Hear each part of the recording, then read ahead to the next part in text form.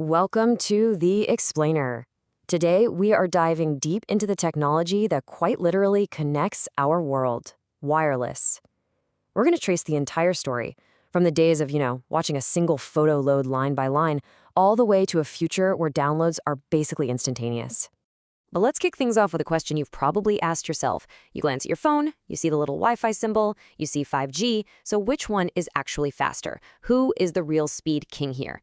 Well, the answer is way more interesting than you might think. To really get this race, you first have to understand that these two are playing on completely different fields. Mobile networks, like 5G, they use what's called a licensed spectrum. Think of it like a private, multi-lane superhighway that carriers pay billions for. It's controlled, it's organized, and it's built for massive coverage. Wi-Fi, on the other hand, uses an unlicensed spectrum.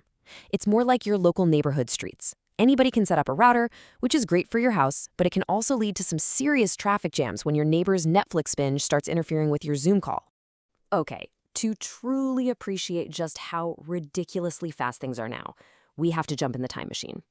Let's go back to an era where the word wireless basically meant be prepared to wait. So back in the early 2000s, 3G felt like pure magic. I mean, the internet on our phones. But let's be real. With speeds of just a few megabits per second, trying to stream even a super grainy video took an incredible amount of patience. And things on the Wi-Fi side? Whoa, they weren't much better. Getting your laptop online wasn't as simple as typing in a password. Nope. It usually meant buying this expensive, clunky card and shoving it into the side of your machine.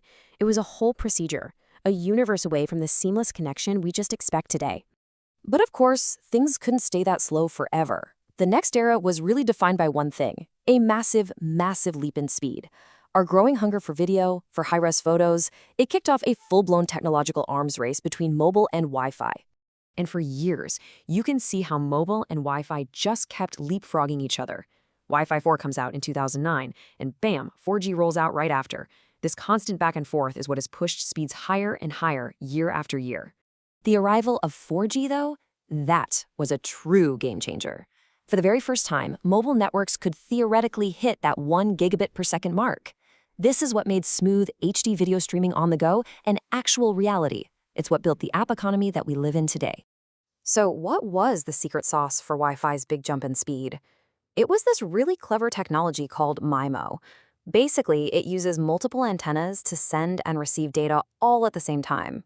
You can think of it like turning a single-lane country road into a 4-lane highway.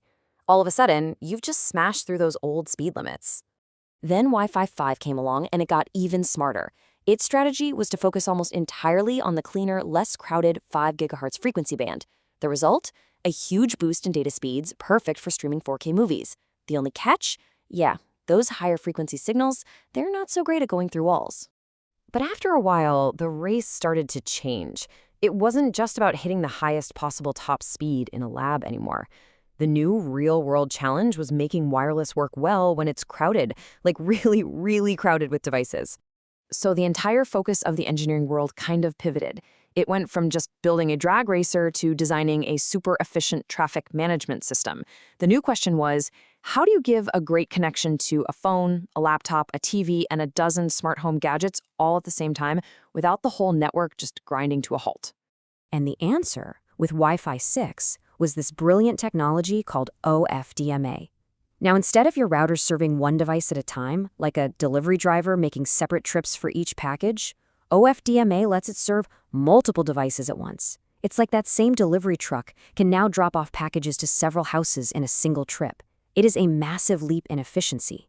Meanwhile, over in the 5G camp, they were getting their incredible speeds by using much, much higher frequencies. But this created a brand new problem, one rooted in basic physics. See, high-frequency signals are just not good at bending around things. They get blocked by buildings, by trees, even by your hand holding your phone. And that has a very real-world impact. To make sure you keep that super fast 5G connection when you, say, walk around a corner, the carriers have to install a way denser network of these smaller base stations, especially in cities. It's all about keeping that signal path clear. But the payoff for solving that problem? It's just staggering. Under ideal conditions, 5G can hit theoretical peak speeds of up to 20 gigabits per second. To put that in perspective, That's fast enough to download a full-length 4K movie in just a handful of seconds. It's truly mind-boggling. So where do we even go from here? When today's cutting-edge speeds just become tomorrow's normal, what's the next frontier? Well, the next evolution is already rolling out. It's called Wi-Fi 7, and it isn't just a small step. It's another fundamental leap forward that's going to redefine what we think is possible on our home networks. It pulls off this new magic trick in two key ways. First, it literally doubles the width of the data channels, just a much, much bigger pipe for information to flow through. And second, it introduces something called multi-link operation, which lets your phone or laptop connect to your router using multiple radio bands at the same time, combining them into one ridiculously fast super connection. So what's the end result of all this innovation? Well, theoretical Wi-Fi speeds that could top an unbelievable 40 gigabits per second. I mean, we are talking about speeds that were pure science fiction just a decade ago, potentially right there in your living room. And this is a really important thing to remember. Whether you're on 5G or the latest Wi-Fi 7, these wireless technologies are really just the final on-ramp to the internet. Ultimately, every bit and byte of that data has to travel across the globe on this same physical foundation. This massive, incredible network of fiber optic cables that are strung under our oceans and across our continents. And that kind of leaves us with this one last, fascinating question to think about. As these two unbelievably powerful technologies, mobile and Wi-Fi, both get so fast that the speed is almost instantaneous, what happens then? How does our world change when the line between being on Wi-Fi or being on cellular just completely disappears?